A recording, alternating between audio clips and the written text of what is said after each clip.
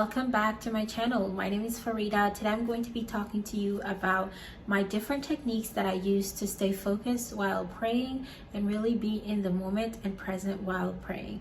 So let's get into the video. One of the most important things that I think a lot of people miss out on, and especially made a difference in my prayer journey and how I stay focused while I'm praying, is being mindful of the prayer itself. Understanding what you're actually doing. So a lot of people just, recite Surah Al-Fatiha, recite their second surah or third or fourth, and they just pray. They don't really know the meaning of what they're reciting. And so one of the most important things that made a difference for me was being able to understand what I'm saying when I'm praying. It's made a huge difference in the way that I'm able to connect in my prayer. I'm able to feel connected to that prayer during that specific time. So one thing I would say is, if you don't know the meaning of Surah Al-Fatiha, if you don't know the meaning of the different verses that you recite while you're praying, please try to learn the meaning, because once you know what you're saying, once you know the meaning of what you're saying, it really hits you hard when you're praying, because you feel connected. You feel a lot more connected, and you don't feel like you're just saying words to say them and just get through the prayer. You actually kind of in the back of your head know, oh, this is what I'm saying, and this is the greatness of this verse, or this is the weight that it has. So it really, it impacts you, knowing that, oh, I'm saying God is great, or I'm seeking Allah's forgiveness, or I'm seeking Allah's guidance. Knowing what you're saying really makes a difference. That's the number one thing. If you don't get anything from this video, I would say know what you're saying in your prayer, because that makes a huge difference, especially with the surahs that you recite the most. Know what they mean, because then you're able to really connect to that prayer. I think one thing that I do that makes me feel connected to my prayer is making wudu for each prayer. I know it sounds silly, especially during winter time, because the prayers feel so close together, and it's a lot easier to keep your wudu during winter time, because the prayers, you literally finish one prayer and you hear the adhan in a couple hours. So even though it's easier to keep my wudu, I still redo my wudu, because during that process, I'm preparing myself mentally and physically to be present in that moment. So it's not just splashing water in the different parts of the body and starting prayer. No, it's me actually indulging, being conscious enough to realize I'm making wudu because I want to go pray, and because I want to be focused in my prayer. So then it really helps to make wudu each time you go to pray. If you're not able to make wudu each time you go to pray, just don't hold that same wudu all day and think that you have wudu. I'm not judging anyone, but I'm saying renew your wudu as frequently as you can, because it will help you stay focused during your prayers. And the next thing I want to talk about is really following the different guidelines of prayer. This is where it's really important when you're in sujood to do it properly. It's really important when you're in ruku to do it properly, because the different steps, the different movements during the prayer, when you don't respect them, when you don't hold your knees properly, or bend properly so that your back is flat and it's not a hump, when you don't respect those specific little things, it impacts how focused you are.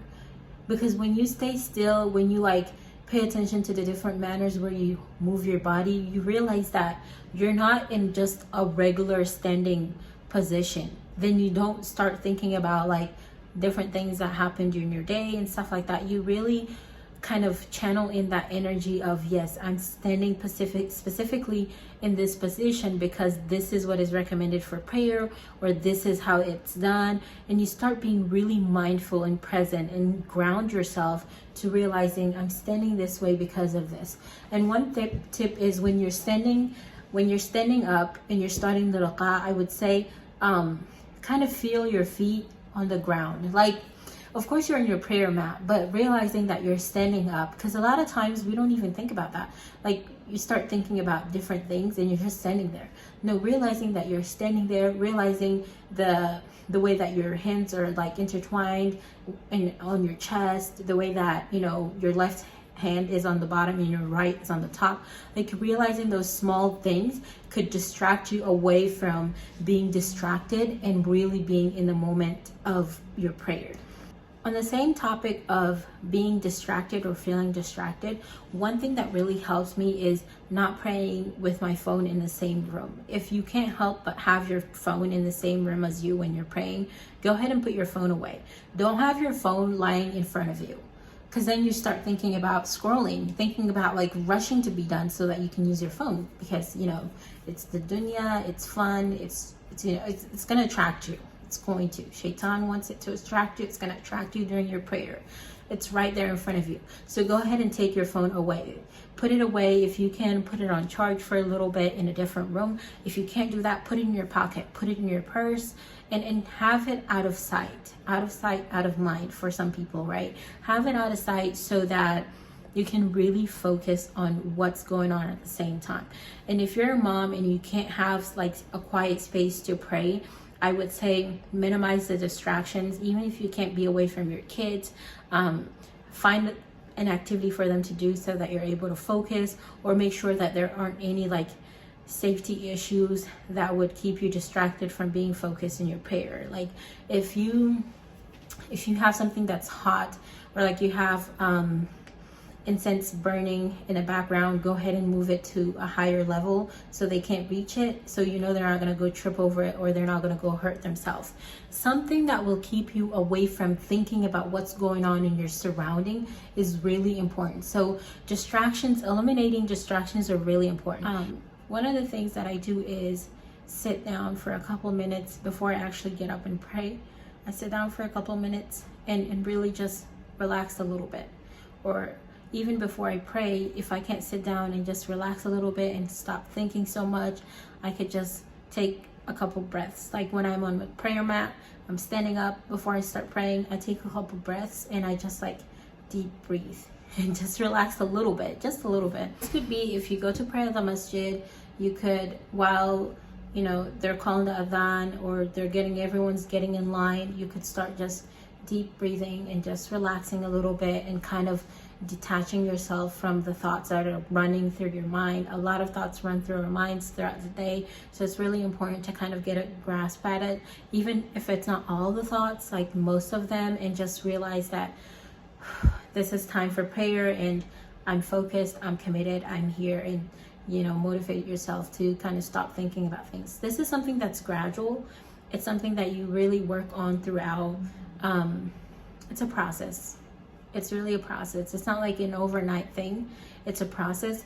But once you implement all these small little steps, it's going to really help you see a difference in the way that you're able to stay focused while you're praying. Another thing I would say is being able to incorporate technology. And I know I've said, you know, have your phone away when you're praying, have it in a different room. But being able to incorporate technology throughout the day before you reach that prayer time is also very important. So one of the things is being able to like open up an app like Muslim Pro, and this video is not sponsored by them or anything like that, but I like their app. So being able to use their app and kind of, they have a prayer tracker where you're able to track down like each single prayer you do every single day. So being able to just check off that you prayed is sometimes it's a good feeling. Sometimes, you know, it motivates you. You kind of see like a calendar of all the prayers that you've done, and you've prayed all your 5 prayers. It's really motivating, and it feels good to see. So I like that. I sometimes do it, sometimes I don't, but sometimes when I'm on the app I use it. And one of the big features from Muslim Pro that I actually use is their dua section. Being able to just kind of see different duas and repeat them and read them. Not only reading the Arabic version, but also reading the translations of the duas, so you know exactly what the dua is saying, or reading the translations of Quran, so you kind of read it like different stories and narrations. It's really interesting when you read it that way, because then you connect so much to the meaning of Quran than just listening. It's not always going to be bad. That's how I think of it. I think of life as ever evolving and myself is ever evolving. So though I practice these, I don't let anyone's like chapter in life really affect me that much unless I'm taking inspiration from them, because I know that everyone has their internal struggles and we only see what they kind of want us to see from the outside. You're not with someone every single day. You don't know what they're doing. You don't know how it's affecting them. You don't know what degree or what level they truly connect. So don't let someone's experience or someone's chapter in life really affect you in a negative way. Another thing I want to talk about is being present and truly just making dua after you pray. One of the things that really helped me a lot is making dua and being grateful to Allah each and every single time that I pray. I'm grateful for being able to be alive and having prayed this prayer, and I pray that I get to see the next prayer and I get to be amongst those who pray that prayer.